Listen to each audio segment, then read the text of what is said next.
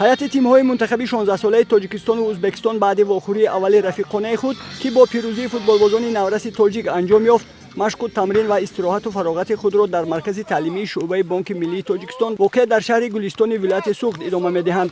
дар ин ҷо барои ҳайати ҳарду даста шароити мусоид фароҳам оварда шудааст. футболбозону мураббиён дар меҳмонхонаҳои барҳавои замонавӣ истироҳат доранд. ҷои хоб ва шароити хурду хӯроки онҳо мувофиқи матлаб аст.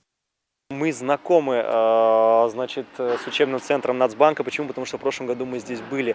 И также мы знаем о том, что здесь тоже достаточно на высоком уровне встречают гостей, встречают, размещают, то есть оказывают, можно сказать, помощь в содействии, в организации проведения вот этих учебно-тренировочных сборов.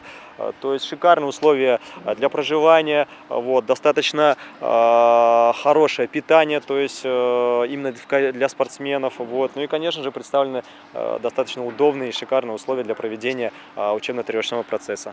футболбозони дастаи мунтахаби 16 солаи Тоҷикистон машқҳои хешро дар майдони варзишии ин осоишгоҳи хушобу-ҳаво ва бозингарони дастаи мунтахаби 16 солаи Ӯзбекистон дар варзишгоҳи 20 солагии истиқлолияти Тоҷикистон баргузор намуда ба вохӯрии навбатӣ омодагӣ мебинанд. роҳбарият ва мураббиёни ҳарду даста кӯшиш доранд дар вохӯрии рафиқонаи навбатӣ маҳорати хуб нишон диҳанд.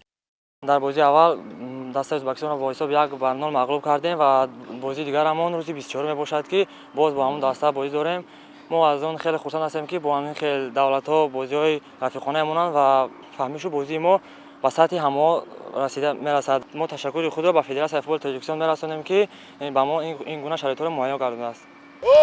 ҳайати ҳарду даста аз дастгирию таваҷҷӯҳи Федератсияи футболи Тоҷикистон нисбати онҳо барои ташкили чунин шароити созгор изҳори қаноатмандӣ мекунанд, зеро роҳандозӣ намудани чунин вохӯриҳои рафиқона ба болоравии малакаи маҳорати футболбозони ҳарду даста ва мустаҳкамшавии алоқаи дӯстӣ байни ду кишвари ҳамсоя мусоидат менамояд. вохӯрии дуюми рафиқонаи тимҳои мунтахаби 16 солаи Тоҷикистону Ӯзбекистон санаи 24 сентябр дар варзишгоҳи 20 солагии истиқлолияти Тоҷикистон воқеъ дар шаҳри Хуҷанди вилояти Суғд баргузор мешавад.